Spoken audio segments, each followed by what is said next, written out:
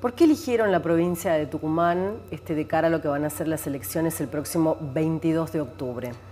Haciendo un análisis político. Creo que la provincia de Tucumán tiene, además de una lógica simbólica respecto de su contenido histórico, tiene además de eso otra lógica un poco más interesante, que es que hoy el gobernador actual y saliente de la provincia de Tucumán es una de las máximas autoridades partidarias del partido que encabeza el Frente Nacional, Unión por la Patria, que es Juan Mansur, que es actual vicepresidente, casi presidente en ejercicio del Partido Justicialista a nivel nacional, y en ese sentido entiendo que es un guiño político de Juan Mansur y una bajada de línea al Partido Justicialista como principal accionario y accionista del Frente Electoral Gubernamental, para que el peronismo se ponga en funcionamiento. Además de eso, creo que, aunque no explícito, también es una forma de saldar una deuda que hubo respecto del 9 de julio para con la provincia de Tucumán y para su propia identidad histórica, que es que las autoridades nacionales no vinieron a la provincia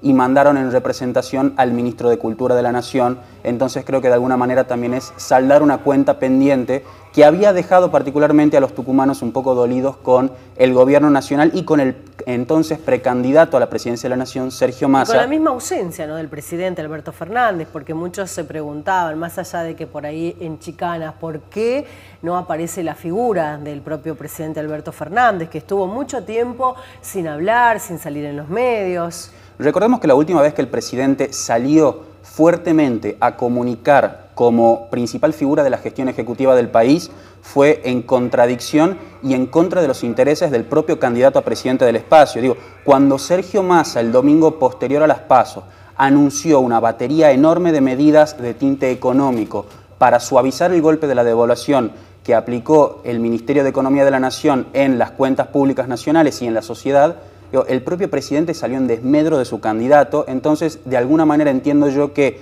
el comando de campaña de Unión por la Patria, que ahora ha sido colonizado completamente por el masismo con la figura de Malena Galmarini como principal responsable de la estrategia nacional, acompañando a Guado de Pedro, que recordemos parte del acuerdo para que Guado de Pedro dejara su candidatura a presidente era formar parte del equipo de campaña de Sergio Massa. De alguna manera supongo que es una recomendación del equipo de campaña para con el presidente para desligarlo un poco de la gestión y ponerlo más en rol de candidato al ministro de Economía, que sin embargo no logra hacerlo de todas maneras, porque incluso los anuncios que se esperan para dentro de pocos minutos por parte del titular de la cartera de Economía, de alguna manera sigue siendo parte del Ejecutivo Nacional. Claro.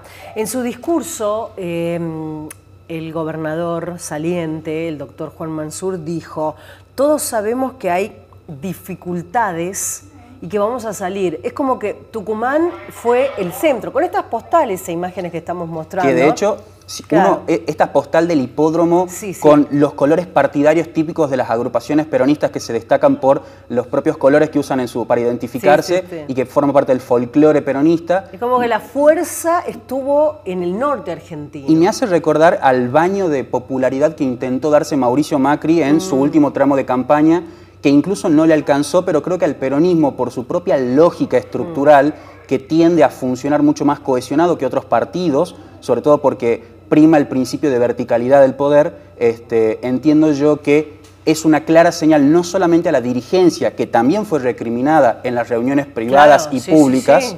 El propio gobernador y el propio candidato a presidente dijeron: muchachos, nosotros sabemos que no nos la jugamos el todo por el todo, ahora vamos por los puntos, ahora tenemos que ganar esta elección. Revertir esta elección.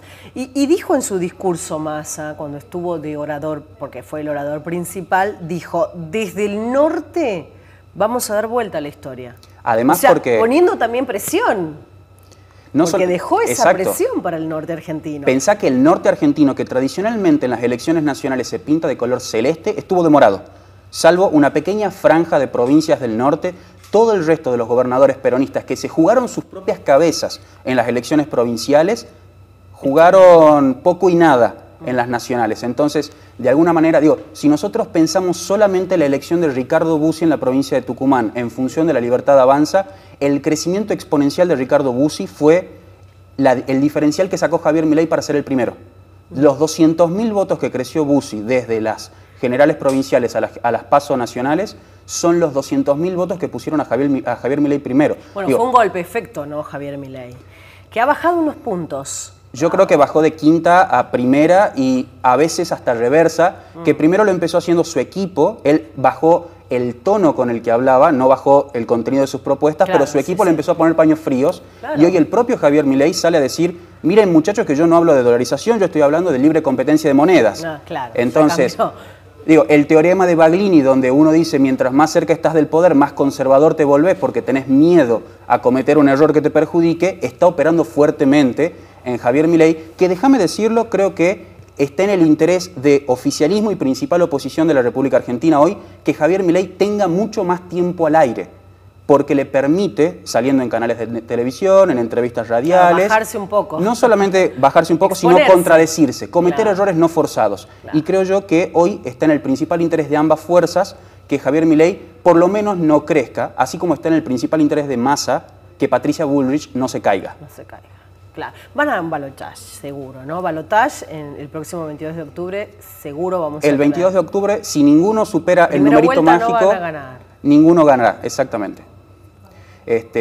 Igual creo yo que ahí sí tenemos que tener en cuenta una pequeña diferencia entre Javier Milei y Juntos por el Cambio, en el sentido de que el de los dos que esté más cerca de los 35 puntos va a ser el primero que pase, que es el numerito que le permite entrar al balotaje, donde yo creo que Javier Milei se va a ver resentido en parte por la movilización del aparato peronista, de la estructura peronista, sobre todo en el norte argentino, y el crecimiento natural que podría llegar a tener el candidato libertario por esta ola de victoria y este tinte glorioso que le podríamos decir a la figura de un outsider que vence competitivamente a las dos principales fuerzas políticas del país, se va a diluir y se va a ver compensado ese crecimiento natural de, bueno, voy a votarlo al ganador por la atracción de los aparatos provinciales que le permitieron a Mauricio Macri en 2015, a Alberto Fernández en 2019 ser presidentes de la República, porque ninguno de los dos, sin la estructura de los principales aparatos electorales que son la Unión Cívica Radical y el Partido Justicialista,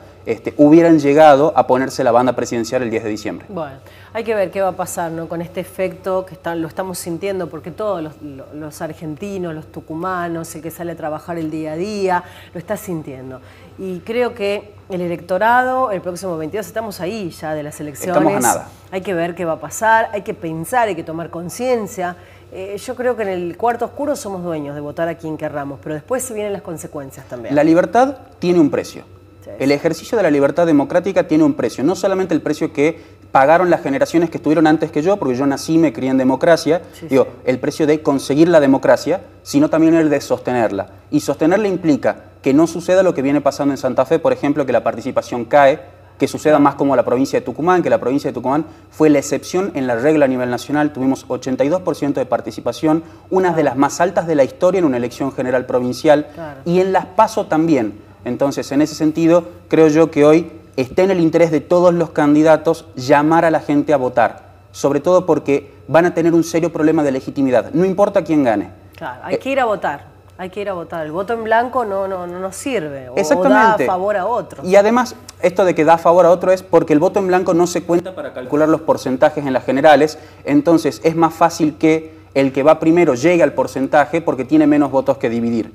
Entonces, en ese sentido, digamos, el voto en blanco favorece al que va primero y perjudica al resto de las opciones. Claro. Bueno, licenciado, muchísimas gracias. Vamos a seguir charlando con usted, con la producción, para que de aquí en más a lo que van a ser las elecciones el próximo 22, el que está del otro lado puede entender qué va a pasar con estas elecciones, que hoy somos noticias en el mundo y por supuesto en Tucumán.